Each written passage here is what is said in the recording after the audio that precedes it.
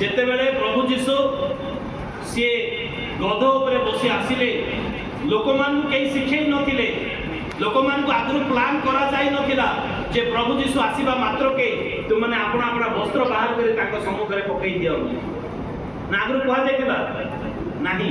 ଯେତେବେଳେ ସେମାନେ ଦେଖିଲେ ପ୍ରଭୁ ଯୀଶୁ ଆସୁଅଛନ୍ତି, ସେମାନେ ସାଙ୍ଗେ ସାଙ୍ଗେ ନିଜ ନିଜର ବସ୍ତ୍ରକୁ ସେମାନେ ବାହାର କଲେ ଏବଂ ବସ୍ତ୍ରକୁ ବାହାର କରିବା ମାତ୍ରକେ ସେମାନେ ପ୍ରଭୁଙ୍କର ସମ୍ମୁଖରେ ଅର୍ଥାତ୍ ସେ ଗଧ ସମ୍ମୁଖରେ ସେମାନେ ବିଛେଇ ଦେବାକୁ ଲାଗିଲେ।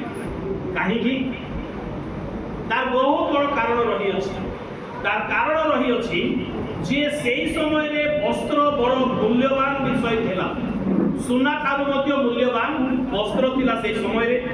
କାରଣ ବସ୍ତ୍ର ମନୁଷ୍ୟ ନିମନ୍ତେ ବସ୍ତ୍ରର ଆବଶ୍ୟକତା ଅଛି ବୋଲି ପ୍ରଥମେ ପରମେଶ୍ୱର ଅନୁଭବ କଲେ ଆଦି ପୁସ୍ତକ 3:21 ସେଥିପାଇଁ ସେ ଚର୍ମର ବସ୍ତ୍ର ମନୁଷ୍ୟମାନଙ୍କୁ ପିନ୍ଧେଇ ଦେଲେ। ବସ୍ତ୍ର ମନୁଷ୍ୟର ଇଜ୍ଜତ ମାନ ସମ୍ମାନର ପ୍ରତୀକ ଅଟେ। ସେଥିପାଇଁ ନୋହ ଯେତେବେଳେ ସେ ଉଲଗ୍ନ ହୋଇ ପଡ଼ିଥିଲେ ତାଙ୍କ ଉପରେ ବସ୍ତ୍ର ଦ୍ୱାରା ଆଚ୍ଛାଦନ କରାଯାଇଥିଲା ଆଦି ପୁସ୍ତକ 9:23 ଏବଂ ଯେତେବେଳେ ଇସାକଙ୍କ ନିମନ୍ତେ ରିବିକାକୁ ଆଣିବା ପାଇଁ ଯାଇଥିଲେ ସେ ସମୟରେ ସେ ସୁନା ସହିତ ଆଉ କ'ଣ ଦିଆଯାଇଥିଲା? ବସ୍ତ୍ର ମଧ୍ୟ ତାକୁ ଅଣାଯାଇଥିଲା ଆଦି ପୁସ୍ତକ 24:53 ଅନୁସାରେ। ଏବଂ ତା ସହିତ ମଧ୍ୟ ବସ୍ତ୍ର ମନୁଷ୍ୟର ଇଜ୍ଜତକୁ ବୁଝାଏ, ବସ୍ତ୍ର ମନୁଷ୍ୟର ସର୍ବେ ସର୍ବାକୁ ବୁଝାଏ, ମାନେ ସବୁ କିଛିକୁ ବୁଝାଏ। ସେଥିପାଇଁ କୌଣସି ଦୁଃଖ ଆସିବା ମାତ୍ରକେ ଲୋକମାନେ ପ୍ରଥମରେ ଆପଣା ବସ୍ତ୍ରକୁ ଚିରୁଥିଲେ, ଲୋକମାନେ ବସ୍ତ୍ରକୁ ତ୍ୟାଗ କରିଦେଉଥିଲେ। ବସ୍ତ୍ର ମନୁଷ୍ୟର ସୁଖକୁ ବୁଝାଏ।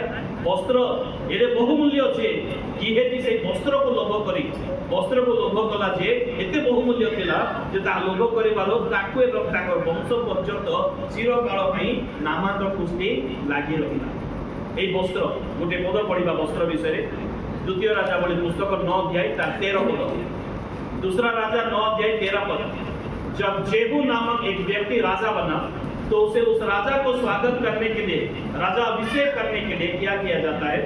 दूसरा राजा उसका 9:13 तब उन्होंने झट अपना वस्त्र उतार कर जब रेहू राजा बनकर आ रहा है तभी उन्होंने उनके प्रजा लोग ने क्या किया? झट अपना वस्त्र उतारकर उसके नीचे सीढ़ी ही पर बिछाया। उसके नीचे जहाँ से जेहू सीढ़ी उतर कर आएगा, सीढ़ी के नीचे वो लोग बिछाने लगे और नरसिंगे फूंक कर कहने लगे जेहू राजा, जेहू राजा, जेहू राजा। मतलब राजाओं के सामने अपना वस्त्र निकाल कर बिछाने का उस समय प्रथा था। वस्त्र बिछाने का मतलब क्या है? मैं मेरा मान सम्मान इज्जत मेरा धन दौलत सब कुछ मैं तेरे सामने अर्पण कर रहा हूँ, ये उसका प्रतीक्षा, ये उसका अर्थ है। तो उन लोगों ने प्रभु यीशु मसीह के सामने अपना वस्त्र खोलकर, क्योंकि यहूदी लोग पहले तो एक कपड़ा पहनते थे, उसके ऊपर अंगवस्त्र लोग पहनते थे, वो वस्त्र को प्रभु यीशु के सामने वो लोग बिछाने लगे। और जो लोगों के पास नहीं था वो लोग हड़बड़ाहट में दौड़ के गए और कहां से कौन सा डालिया उनको मिला? डालिया के लाए और खजूर की डाली भी लाए और प्रभु यीशु मसीह के सामने वो लोग आनंद मनाने लगे। तो ये वस्त्र बिछाने का मतलब है प्रभु यीशु मसीह हमारा राजा है, वो राजाओं के राजा है। आमीन, हालेलुया।